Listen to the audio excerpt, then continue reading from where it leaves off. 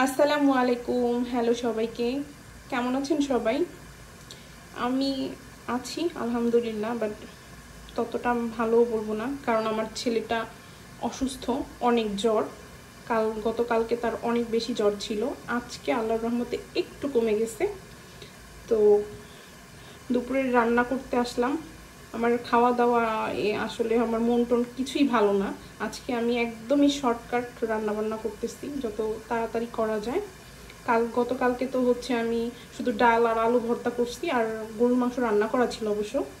আর আজকে একদমই শর্টকাট রান্নায়, যেখানে বরবটি ভাজি করলাম, আর এখানে হচ্ছে যে ডিম ভুনা করতেছি। এটাই আজকে, আর বেশি কিছু করব না। ছেলে সুস্থ হোক, তারপরে খাওয়া দাওয়া করা যাবে।